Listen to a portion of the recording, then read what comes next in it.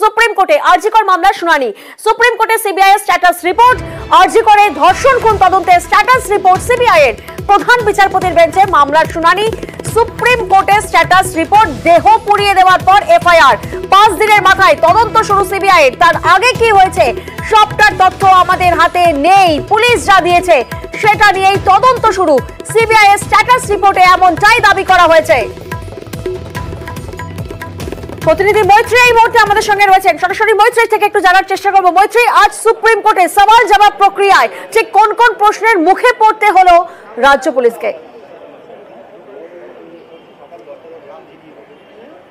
দেখো, একাধিক প্রশ্ন এদিন কিন্তু বিচারপতিরা তোলেন। তার মধ্যে সিবিআই এর রিপোর্ট, যে স্ট্যাটাস রিপোর্ট সিবিআই তরফ থেকে দেওয়ার সময় কিন্তু সলিসিটর জেনারেল তিনি উল্লেখ করেন যে 5 দিনের মাথায় তদন্ত হাতে নিয়েছে সিবিআই। ততদিনে যিনি নির্যাতিতার ময়নাতদন্ত হয়ে গিয়েছে, তার দেহ দাহ করা হয়ে গিয়েছে। এবং তারা উল্লেখ করেন যে যেখানে ঘটনা ঘটেছে সেখানে বেশ কিছু অল্টার্ড হয়েছে, অর্থাৎ যেখানে দুর্ঘটনাস্থল এবং যেখানে ঘটনাটি ঘটেছে, প্লেস অফ অকারেন্স, সেখানে বেশ কিছু অল্টার্ড হয়েছে, সেই কথাও তারা উল্লেখ করেন।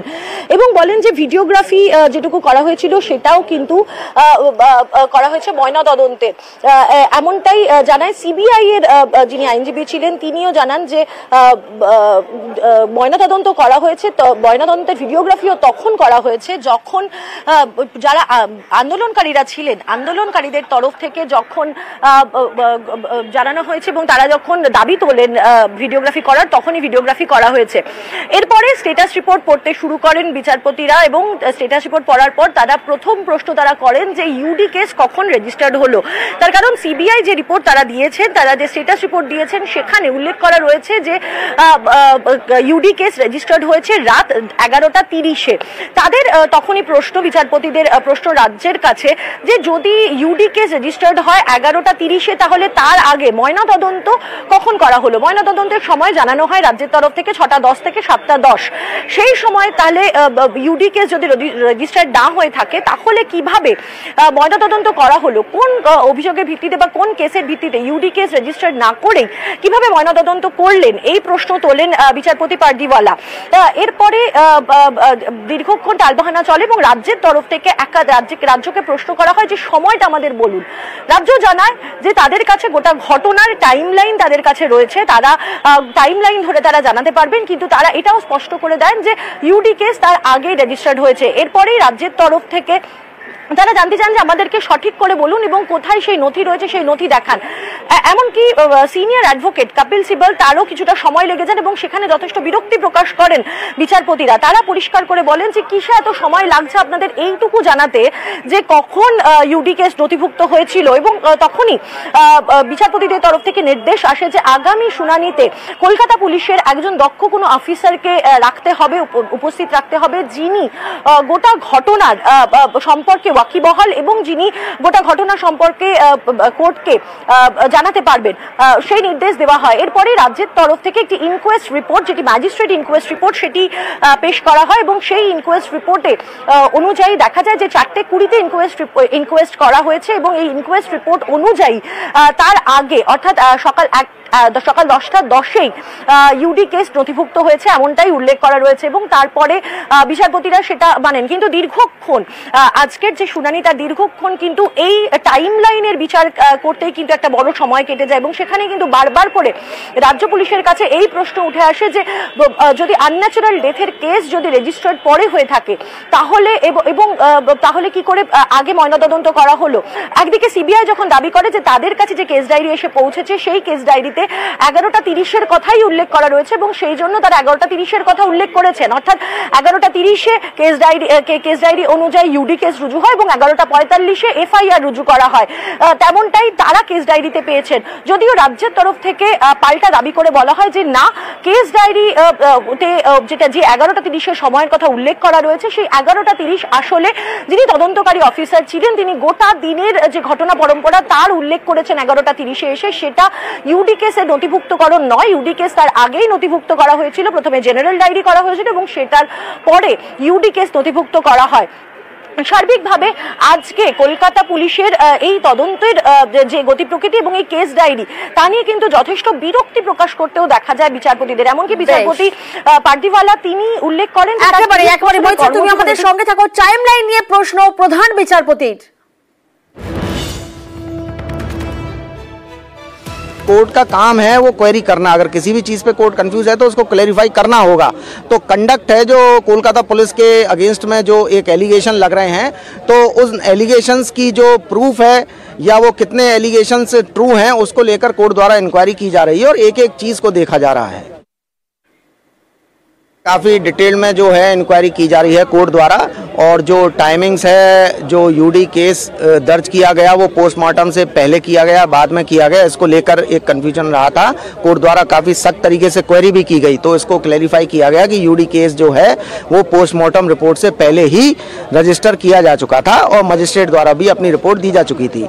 और उसके बाद जो है FIR 1130 पर FIR दर्ज हुई थी, ना कि यूडी केस दर्ज हुआ था।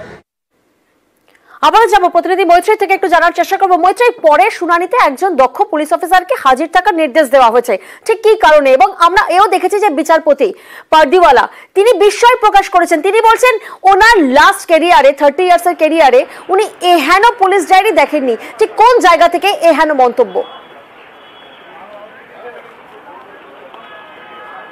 দেখো, কেস ডায়েরিতে যেভাবে যে কনফিউশন কেস ডায়েরি নিয়ে তৈরি হয়েছিল, এবং কেস ডায়েরিতে একদিকে যখন সিবিআই তরফ থেকে দাবি করা হয় কেস ডায়েরির কথা উল্লেখ করে, তার কারণ সিবিআই বলে যে তাদের হাতে কলকাতা পুলিশের তরফ থেকে যে কেস ডায়েরি তুলে দেওয়া হয়েছে সেই কেস ডায়েরিতে 11:30 কথা উল্লেখ করা হয়েছে যখন আনন্যাচারাল ডেথের কেস রেজিস্টার্ড হয়েছে। অন্যদিকে রাজ্যের তরফ থেকে দাবি করা হয় যে না, আনন্যাচারাল ডেথের কেস আগেই রেজিস্টার্ড হয়েছে এবং তার পরবর্তীকালে যেভাবে ঘটনা পরম্পরা চলেছে 11:30 এসে পুলিশের যিনি আধিকারিক রয়েছেন বা যিনি আইও রয়েছেন ইনভেস্টিগেটিং অফিসার, তিনি গোটা বিষয়টির বর্ণনা করেন 11:30টার সময় এবং তার একটা ডিটেলস তিনি ব্যাখ্যা করেন।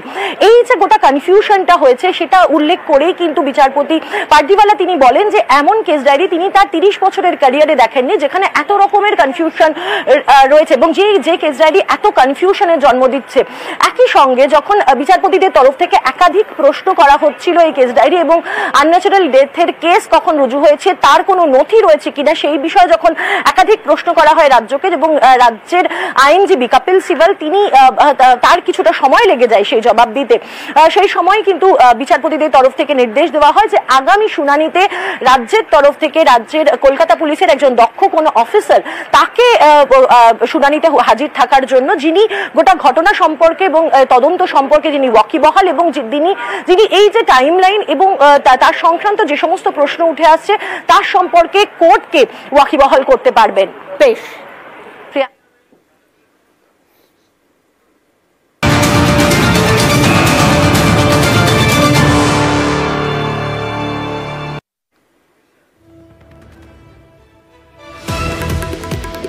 আরজিকর মামলার মধ্যেই কড়া নির্দেশ সুপ্রিম কোর্টের। আরো একবার আপনাদের জানাবো, আরজিকর মামলার মধ্যেই কড়া নির্দেশ সুপ্রিম কোর্টের, রাজ্যকে নির্দেশ সুপ্রিম কোর্টের। আগামীকালের মধ্যে জুডিশিয়াল অফিসারদের বকেয়া মেটানোর রাজ্যকে নির্দেশ সুপ্রিম কোর্টের। আরজিকর মামলার মধ্যে কড়া নির্দেশ সুপ্রিম কোর্ট, আগামীকালের মধ্যে জুডিশিয়াল অফিসারদের বকেয়া মেটানো নিয়ে নির্দেশ।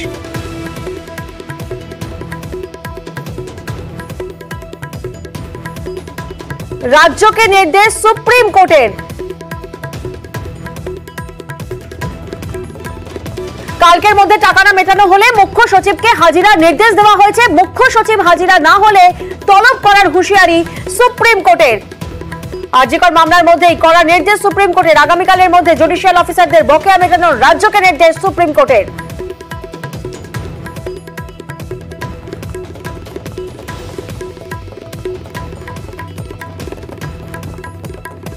আবারও যাব প্রতিনিধি মৈত্রী এই মুহূর্তে আমাদের সঙ্গে রয়েছেন। মৈত্রী, ঠিক কি নির্দেশ দেওয়া হলো সুপ্রিম কোর্টের তরফ থেকে?